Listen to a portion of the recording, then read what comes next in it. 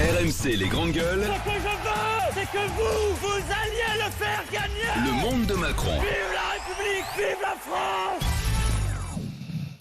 Certains d'entre vous ont peut-être vu, et d'autres non, ce qu'il s'est passé hier sur TF1. C'était la passe d'armes Gilbert Collard, Rassemblement National, et Daniel Cohn-Bendit, Europe Écologie Les Verts. C'est parti. Tu es de trop. Ah bon, ben je m'en vais. Alors, on l'a déjà dit, on l'a déjà dit. Monsieur, si je suis de trop, messieurs, mon utilité, au moins, le Front les vieilles National, guenilles, les faux culs de la politique, ceux qui ont dit que l'élection était un piège à con. S'il vous plaît, monsieur Collard, monsieur Collard, monsieur Collard, monsieur Collard, oui, c'est insupportable, coupez-leur le micro, c'est insupportable. Monsieur Collard, vous n'êtes pas autorisé à Insulte de m'insulter, ce vendu à Macron. Gilbert Collard, ceci n'est pas un théâtre, ni un tribunal. Et voilà, c'est la fin de cette émission spéciale. Toutes nos excuses pour ces insultes que vous avez entendues sur ce plateau. Alors, si vous n'avez pas entendu, il y a connard, ordure, traître, pétain. Il y a Pétain aussi. Gilbert Collard, on le connaît par cœur puisqu'il a été dans les grandes gueules. Toi-même, un jour, tu as dû hausser le ton pour le faire taire. Il est pas facile. On est un peu dans du spectacle. Cohn-Bendit aussi, lui, il a l'habitude de ses passes d'armes. C'est vrai que sur TF1, à une heure de grande écoute, entendre connard, je pense que Gilles Boulot, il va avoir du mal à s'en remettre. Rachida Dati était entre les deux. Elle comptait les points.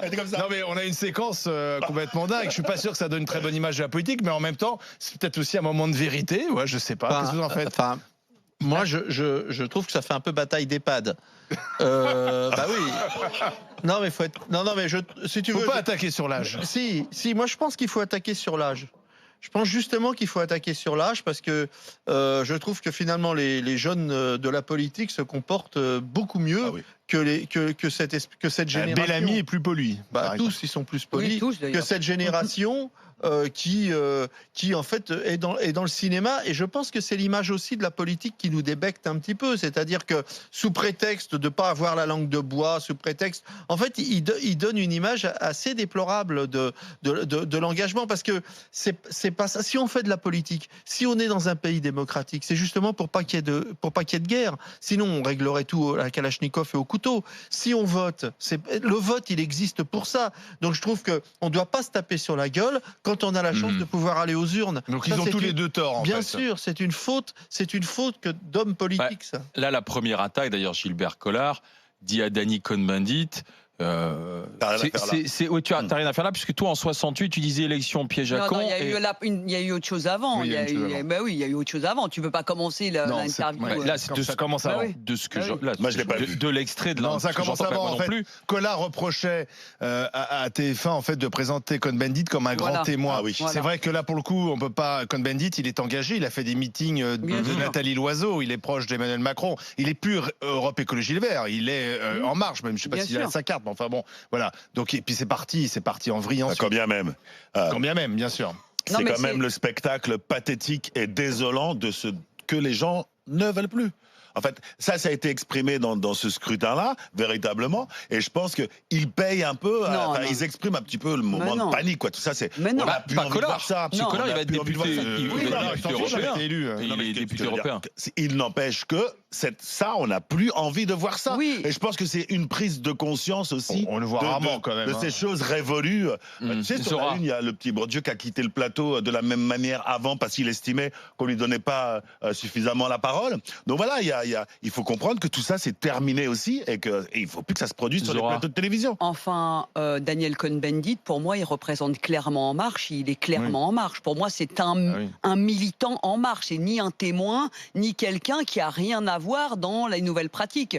Il fait partie d'un ancien monde que Macron a aspiré, comme Macron a aspiré une grande partie de cet ancien monde. Mais il ne peut pas être responsable de la manière dont Anne Coudray le présente. Oui, d'accord. C'est pas lui qui dit je suis le témoin.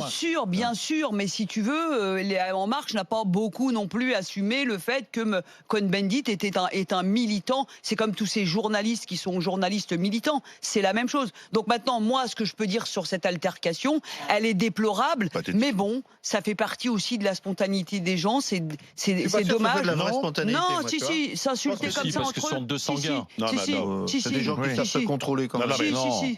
on peut pas dans la même semaine pratiquement invectiver Nick Conrad, le rappeur, parce qu'il dit je baise la France, je nique la France, et Mais je accepter, cautionne pas. et accepter Mais que j'accepte nos pas. représentants, Mais les gens qui non, vont être au on peut Parlement pas européen accepter. Mais demain, non. se traitent de connards. Pour moi, c'est du même niveau et Ah non. j'ai la même exigence vis-à-vis des deux.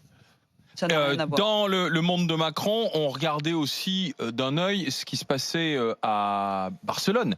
Puisque vous savez que Manuel Valls était candidat à la mairie de Ça fait Barcelone. rire tout le monde. Bon, ça a Il été, va revenir. ça a été le gadin, et voilà ce que disait Manuel Valls à l'issue du scrutin. Si ça représente une amélioration des résultats obtenus par Ciudadanos en 2015, c'est loin, très loin, de nos attentes et de mes attentes. Ça a été une première étape, personnelle, politique, et je continue. Mais c'est quoi son résultat alors finalement, il est Manuel Valls 4e. Alors il était venu pour gagner. Hein. La mairie, c'est sa ville natale, Barcelone. Il ne finit que 4e au municipal, avec environ 13% des voix, selon les résultats définitifs. Donc c'est un échec. C'était un pari osé. Certains avaient dit même que c'était plutôt quelqu'un qui avait du panache de faire ça, parce que c'était pas évident. Ancien Premier ministre, ancien candidat à l'élection présidentielle en France, qui va à Barcelone, qui tente de remporter la mairie, il n'y arrive pas. Alors la question de savoir est-ce que Manuel Valls va revenir en France. Alors dans les interviews qu'il a données, notamment dans l'Obs la semaine dernière, il a dit non, quoi qu'il arrive, je reste sur place à Barcelone, je serai conseiller municipal d'opposition. Donc on verra, parce qu'il y a des places à prendre au PS, ce qu'il en reste. Non. Non, mais déjà, Manuel Valls, tiens, toi qui le connais bien, puisque vous avez été compagnon de route pendant un temps, ma chère Zora. De route. Oui. Oui, moi j'ai été sa porte-parole en 2011. Je l'ai quitté en 2011 le soir du premier tour, donc c'est dire si c'est loin. Mais je m'aperçois que finalement il n'y a pas de hasard. C'est pas de chance le fait qu'il ait perdu la primaire, le fait qu'il perde Barcelone. C'est parce que c'est Manuel Valls. Il est comme ça. Voilà. C'est quelqu'un qui est dur, qui est quelqu'un qui est colérique, c'est quelqu'un qui a du mal à rassembler.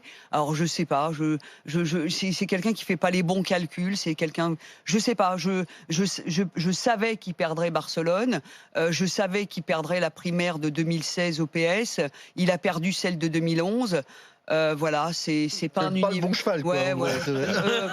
Je te signale que j'ai été porte-parole de Manuel Valls en 2011 et que j'ai quitté le PS en 2011. Il s'est passé 8 ans depuis, d'accord? Donc depuis 8 ans, je suis nulle part, je suis libre. Ce que je veux dire, c'est que si ça n'avait pas été le bon cheval, c'est si je l'avais suivi jusqu'à maintenant. Donc voilà, ce qui lui arrive est logique. C'est le personnage, c'est comme ça. Enfin, il a été ministre de l'Intérieur. Et alors, il a été ministre de l'Intérieur, et alors, parce qu'il a fait 18% aux primaires, il a fait 5,5%. Il a été ministre parce que Hollande l'a nommé Premier ministre. Parce que Hollande en avait besoin. Nommé, voilà, point. Non, mais à quel moment Manuel Valls a gagné une élection à part Évry qui est pas mal. Voilà. Non, mais ce qui est pas mal, mais en tous les cas, la législative, il l'a gagnée de peu.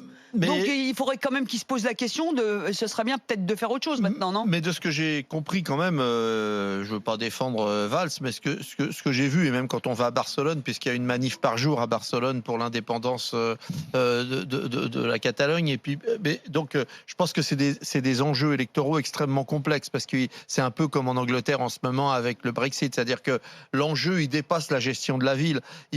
Est-ce que on est du côté de la cessation de l'appartenance à une Espagne commune, etc. Donc je suis pas sûr que Valls il puisse intégrer ça par rapport aux Barcelonais. Donc je pense que c'était impossible de gagner dans ces conditions. Enfin, c'est toute son histoire qui est comme ça. Excuse-moi, mais la primaire, il n'y a pas longtemps, pareil. Au-delà de Manuel Valls, ce qui nous interroge, parce que quand on dit Manuel Valls, on pense au Parti socialiste. Mais oui. Du coup, c'est quelle est la suite aussi? Ça nous ramène aux élections françaises pour le Parti socialiste, pour Raphaël Glucksmann.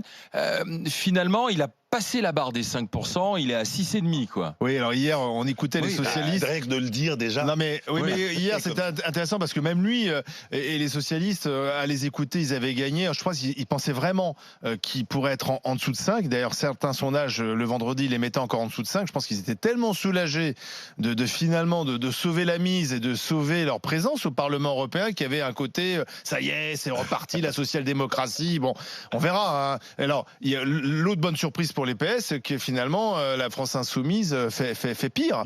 Et donc ça, c'est sûr que dans le match PS Mélenchon, là, les choses, ils font pareil. Les choses sont rééquilibrées. Ouais, oui, mais enfin, il partait plus haut. La France insoumise. Non, je rappelle que Mélenchon a fait 19% il y a 2 ans. Il finit à 6. C'est, enfin, je veux dire, on parle beaucoup de la droite, mais enfin, Mélenchon, la question aussi du départ de Mélenchon pourrait se poser.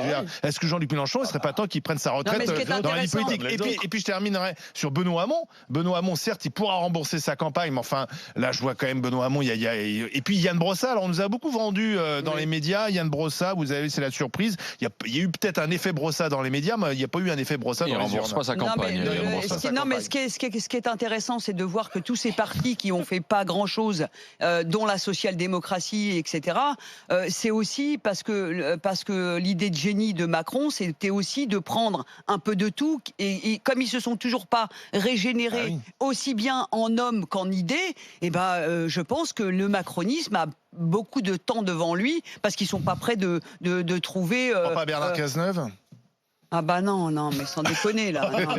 Il a tweeté. Regarde ses tweets, il y est. Je sais. Non mais ça prend pas quoi. C'est pas la peine quoi. Il est là le problème. Donc En Marche, c'est aussi avoir composé un attelage assez hétéroclite, mais représentatif de un peu toutes les sensibilités des Français. Donc la social-écologie, la social-démocratie. Quand je vois cette affiche, moi ça me fait penser à cette gauche plurielle d'antan qui avait quand même réussi à faire des percées assez intéressantes. Qui n'existe plus. Voilà. Et puis cette gauche, elle est surtout remise au rebut aussi pour son inefficacité sur les banlieues, l'antiracisme, l'identité, l'islamo-gauchisme, etc. Donc à mon avis, ils peuvent aller faire autre chose et puis on verra dans 20 ans. Là, on voit clairement que les résultats mettent en exergue l'indignité des partis, en tout cas de leur conduite lors du mouvement des Gilets jaunes. Que ce soit la France insoumise, les Républicains, le PC, le soi-disant PC, tous ces gens qui ont essayé de surfer sur la vague jaune se sont fait, pardonnez-moi l'expression, le Front National aussi, étrier, enterré. Non, parce que justement, pendant la crise des Gilets jaunes, Marine Le Pen était plus habile que Mélenchon. Marine Le Pen était silencieuse. Absolument silencieuse. Elle était plus habile que Mélenchon dans la gestion des Gilets jaunes. Donc je pense que, souvenez-vous d'Éric Ciotti, souvenez-vous des interventions d'Éric Ciotti. Mais ça a fait de la sympathie pour Macron. Chaque week-end. On les a vus mettre des gilets jaunes.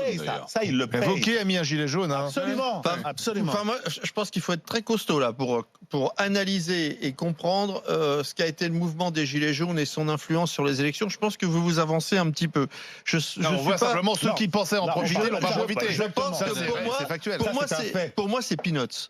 Pour moi, le mouvement des Gilets jaunes n'est pas un mouvement qui s'est traduit dans les urnes ni d'une manière ni d'une autre. C'est pas ce qu'on a dit. Je suis absolument persuadé. Dans tous les cas, ce que ça veut dire aussi, c'est il y a la remise en cause des personnes, et c'est la remise en cause des lignes aussi. C'est-à-dire aujourd'hui, c'est avant tout des personnes. Voilà, c'est-à-dire parce que c'est pas Glucksmann le problème, c'est pas Manon Bril le problème. C'est quelle ligne? Si tu veux faire revenir des électeurs, c'est avec un projet. C'est pas avec une personnalité nouvelle. Et moi, je trouve que les Gilets jaunes, ça a donné beaucoup de sympathie au président de la République, parce qu'il y a énormément de Français ayant souffert de ces actes indéfinis des Gilets jaunes. Et moi j'en connais autour de moi qui étaient plutôt à droite, notamment dans les grandes villes. Voilà, qu'on finit macroniste. Et puis il y a aussi ce jeu des poupées russes, qui voulaient que Manon Rousse ou russe. Ah bon, ce sera intéressant. Tu nous diras comment elle s'appelle. Bon, c'est pas grave.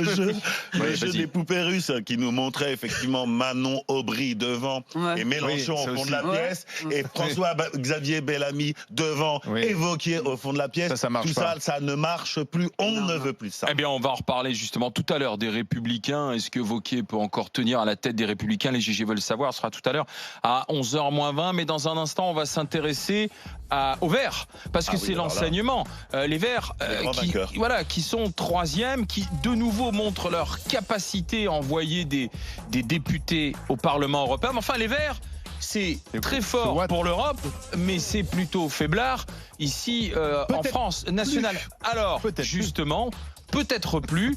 Quel enseignement pour les Verts? À tout de suite au 32-16. RMC, 9h midi, les grandes gueules.